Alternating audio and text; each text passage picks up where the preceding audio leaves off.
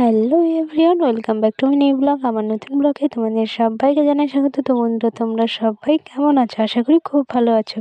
আমিও ভালো আছি। তো বাড়িতে বসেই ছিলাম, তো ভাবলাম যে কী করা যায়। তো সেই কারণে যে চালের আটা ছিল কিছুটা, তো সেইটা দিয়েই ভাবলাম কিছু একটা বানাই। তো প্লিজ বন্ধুরা, ভিডিওটি স্কিপ না করে দেখতে থাকো। কী বানাচ্ছি সেটা জানতে হলে অবশ্যই পুরো ভিডিওটি তোমাদের দেখতে হবে। তো ভিডিওটি ভালো লাগলে অবশ্যই লাইক কমেন্ট শেয়ার করে দিও, আর চ্যানেলটি সাবস্ক্রাইব করা না থাকলে সাবস্ক্রাইব করে দিও, আর যারা ফেসবুক থেকে দেখছো তারা পেজটিকে ফলো করে দিও। তো এই যে চালের আটাটা চেলে নিচ্ছিলাম আর কি, চালনি দিয়ে ভালো করে। চালের আটাটা চালা হয়ে গেছে, তো এই ময়দাটা দিয়ে দেবো এর মধ্যে। তো এই যে ময়দাটাকে এবার ভালোভাবে চেলে নেবো। তো এই যে দেখতে পাচ্ছি, এরপরে এর মধ্যে সামান্য পরিমাণে লবণ দিয়ে দিলাম। লবণ দেওয়ার পরেই লবণটাকে ভালোভাবে আটার সাথে মিশিয়ে নেব। তো এই যে দেখো, দেখতে পাচ্ছ ভালোভাবে মিশিয়ে নিচ্ছি। তো মেশানো হয়ে গেছে। তো এরপরে পাউডার দুধ দিয়ে দেবো এর মধ্যে। পাউডার দুধ দেওয়ার পরে এই হালকা হালকাভাবে ওইটাকেও মিশিয়ে নেব। তো আমি কিছুটা পাউডার দুধ দিলাম, অর্ধেকটা। এই যে দেখতেই পাচ্ছ, এবার জল দিয়ে ব্যাটারটাকে গুলে নিতে হবে ভালোভাবে। একটু অল্প অল্প করে জল দিতে হবে আর কি, সব জল একসাথে দিলে হবে না।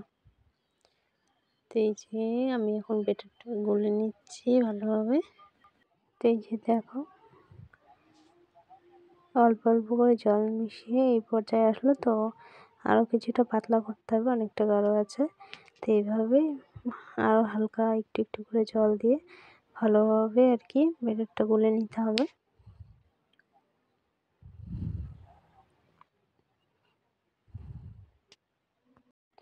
তো আমি এই যে অল্প অল্প করে জল মিশিয়ে ব্যাটারটা গোলাপ হয়ে গেছে, এই যে দেখো এই পর্যায়ে।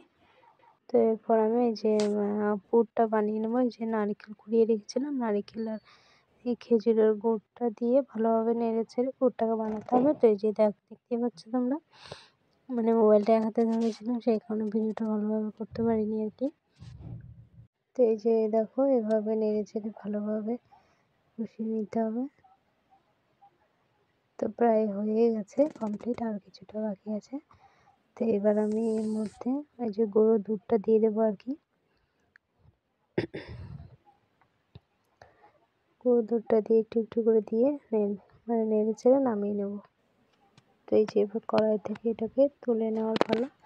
তো আমাদের পুরটা রেডি হয়ে গেছে। তো এবারে এটাকে তুলে নেব। এই যে দেখো, তুলে নিচ্ছি।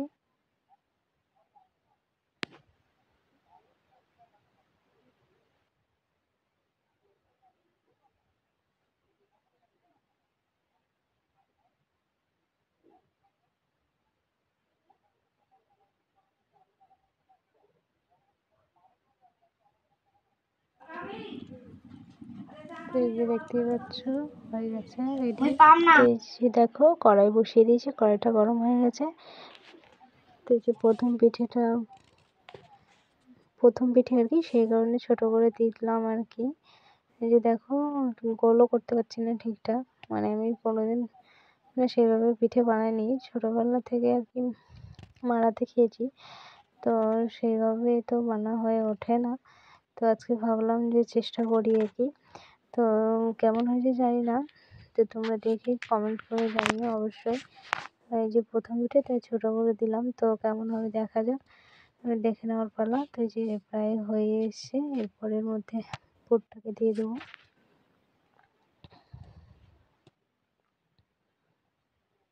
তো এই যে দেখো, পুরটা দিয়ে তো হয়ে গেছে। এরপর এটা উল্টাতে হবে আর কি। তো এই যে দেখো, প্রথম তো সেই কারণে ভালোভাবে উল্টাতে পারছি না আর কি। তো এই যে দেখতে পাচ্ছ, নেক্সট আর একটা দিয়ে দিয়েছি, ওটা ওঠানো হয়ে গেছে। তো এরপরে এর মধ্যে এবার পুরটা দিয়ে দেবো। পুরটা দেওয়ার পরে এটাকেও তুলতে হবে। তো দেখা যাক কীরকম ওঠে, এটাও লেগে যায় নাকি কড়াইয়ের মধ্যে। তো কড়াইয়ে লেগে যাচ্ছিলো, সে কারণে আমার পিঠে বানাতে গিয়ে মনোবলটা ভেঙে গেছে আর কি। তো দেখা যাক এটা ওঠে কি না।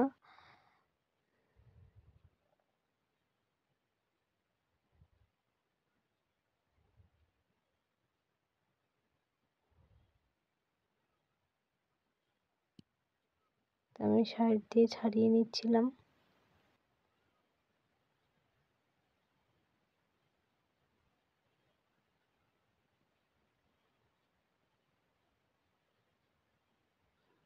মানে কি বলতো ফার্স্ট টাইম বানাচ্ছি না, সেই কারণেই প্রবলেমটা হচ্ছিল।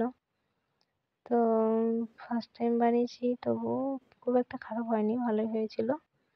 তো তোমাদের কেমন লেগেছে ভিডিওটি অবশ্যই কমেন্ট করে জানিও। আর আমি ফার্স্ট টাইম বানিয়েছি সেই কারণে তোমাদের সাথে শেয়ার করলাম। তো এই যে না, দেখছি বেশ ভালোই হয়েছে। যতটা ভেবেছিলাম যে সেরকম ভালো হবে না, খারাপ হবে, মানে ভেঙে যাবে নাকি, তো দেখছি না, ভেঙে যায়নি। তো এই যে আরেকটা কড়াই দিয়ে দেওয়া হয়েছে, এরপরে পুর দিয়ে দিয়েছি এর মধ্যে। তো এটাও দেখা যাক কিরকম ওঠে।